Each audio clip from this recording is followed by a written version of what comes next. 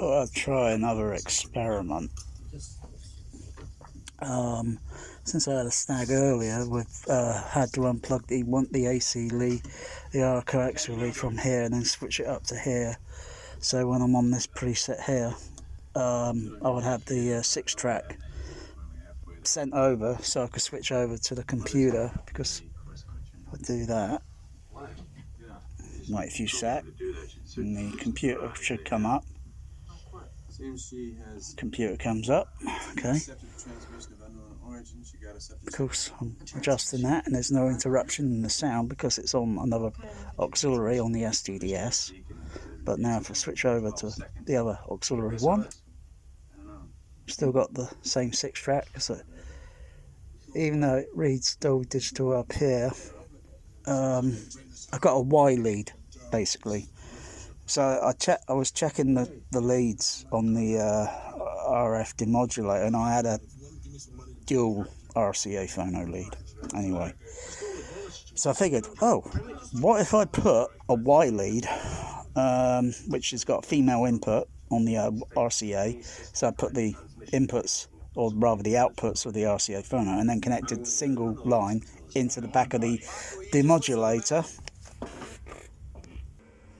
So here in the back, got one RCA lead going to the Denon, one RCA going to the Marantz, and I've just got a Y lead connected in the back. So yeah, I was going to connect it up the other way on the other end, which was starting to look a bit like a daisy chain. So I looked at the lead, and I looked at the lead, the Y lead I got, and I thought, why not just connect that on the other end? And yes, it works. I was a bit skeptical at first whether or not I probably had some sort of return sound feedback in or something, but it doesn't seem to be. So that's on the CP200.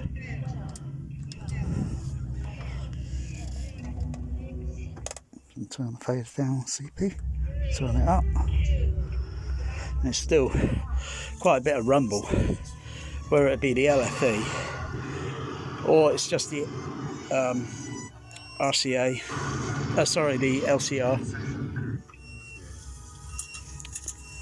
Money's safe, let's take it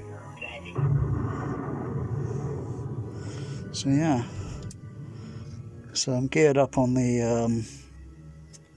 I still would have to switch I think the amp assignment, so I'll have to do the amp assignment up on here. Why? I don't know. Why so confusing? Why so seriously confusing? I was thinking of just using that Marantz just for doing, you know, I talked about this the other night in a video about front wide, and front wide was just like that. It was so disappointing. And I'm thinking, that's worse than what DTS ES 6.1 was when that first came around. And with DTS ES 6.1, with some of those prequel Star Wars and Star Wars, not even originals, you occasionally only get sound effects in the centre, middle, back, surround, and it was like listening to a silent movie with everything else turned off.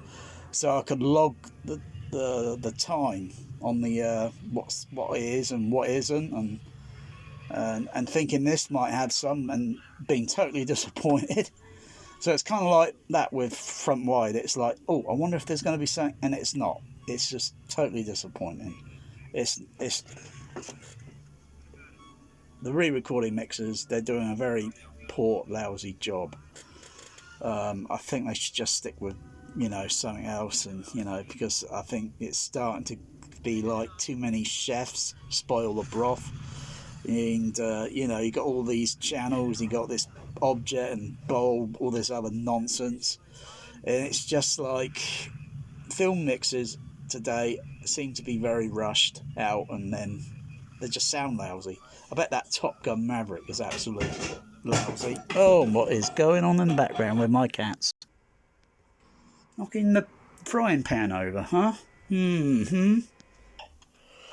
Yeah, so front wide is not very good. It's very disappointing if you want to listen to paint drying actually on your speakers. Yeah, don't expect a whole lot. In fact, I could probably design in a better sort of matrix version approach of that, because front wide is really kind of like taking a bit of sound out from the left and the right, which is, or then sort of between, say, the right front, right, and the right surround. And if the signal is panning or something, yeah, it's going to float, right? It's going to hover between here and between there. That gap really is very narrow. Come on, think about it. So if I were to put another JBL AC-312 in up there, even though theoretically I want to put in some more JBL screen channel speakers, can't do it. It's not doable, won't fit. Not unless I downscale everything to small size speakers, which I ain't gonna do, because big is better. So the other option is, because you could use that front wide or whatever as either behind the screen, or put it as so when it pans out it goes on to, but it's matching the frequency and all that, and characteristic tones between that one, another JBL over that's up there, sort of thing. To the and there's all sorts of other things. It gets a bit complicated sometimes in the home. It can get a little bit cluttered. You don't want it too cluttered or something, so then you got the speakers too near to the screen, or where the sound from that left or that right channel is going to come out, and it's going to reflect onto the side of the speaker, unless the speakers were all fitted flush into the wall. Whereas the sound will just go past. But think about it, you only have to raise your hand up near a speaker and move it around and so forth, and you can hear the sound going whooshy whooshy whooshy as it's playing certain sounds, as where you're cutting certain frequencies off. Otherwise, yeah, I think it's cool. I suppose if you still want to listen to paint drying, have a 7-screen speaker behind the screen. But seven speaker, that's not even enough. I think the overheads, they are as they are like that. It's a bit foggy, that. A bit foggy. Try and adjust the what's it? Because of the light glare I'm getting for overhead. The height channels, or whatever you call them, in the cinema, they're usually in front of the screen, and then they all step back and back, right back to the back of the auditorium on the ceiling. Sometimes the continuity of the sound just doesn't match the picture, because it's like what THX said about Indiana Jones entering the cave in Raiders of the Lost Ark, and his footsteps will be over there on screen. If you start moving the screen speakers out of the way of the screen, and when he enters the cave, the sound is going to be like way over there, and it just ain't going to make sense. So if I had a larger room, yeah, I'd probably have the same screen speakers, and then put them slightly above the other ones, so that they'd be the same. And I'll probably use a bit of matrixing as well to expand any stereo width or whatever. Well, the same what I use for the overhead here. If I turn the light on, does it compensate with the flash? No, because I'm getting so much glare, and I'm just wondering if I've got misty on the lens. That's a little bit better. So yeah, there and there, and that's just matrixed. Even though the left and the right should be more or less in line with the left center, right center behind the screen. So really, the height left and right should be not that position there. They should be about there and there.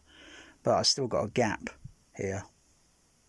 Still got a gap. I could still fit at least another 9 8330As on the ceiling if I wanted to, and they're cheap, and they are pretty damn good. You don't need all this other point source bloody whatever speaker and this other coaxial type of speaker that cost what, more than these 8330s, really, and they're not even the same scale or size or power handling, and it's better to use the actual cinema speakers.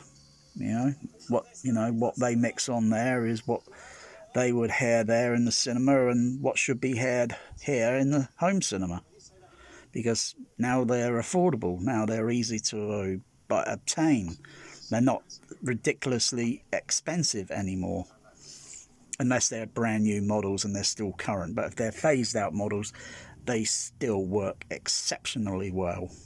I mean, you must trust me on that.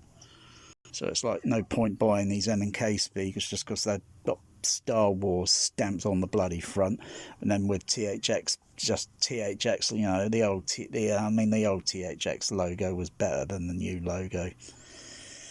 And some people that buy these things, think, oh, that's great, oh, my friend's got one, but they probably never actually been to a THX sound system cinema, so they don't know what to really should expect, or they just wouldn't have the instinct to experiment a little bit more and make each movie that plays really good, if you know what I mean.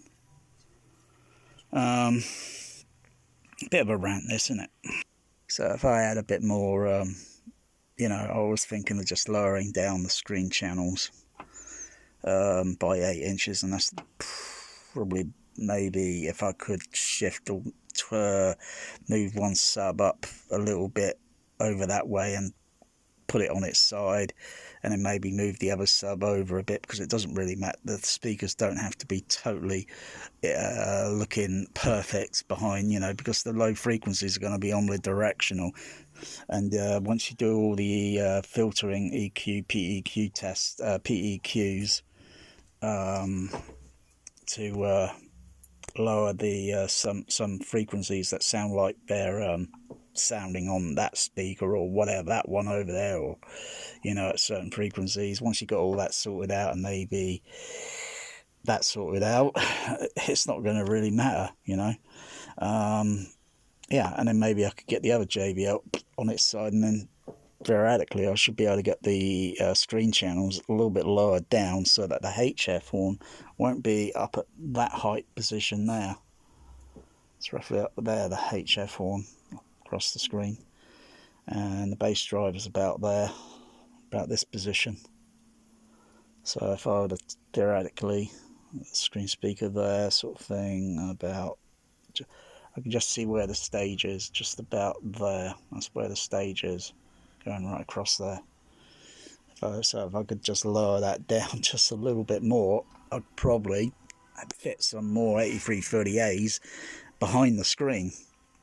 So I can then do some other trick, which is pretty unique. I've done the theory in my head.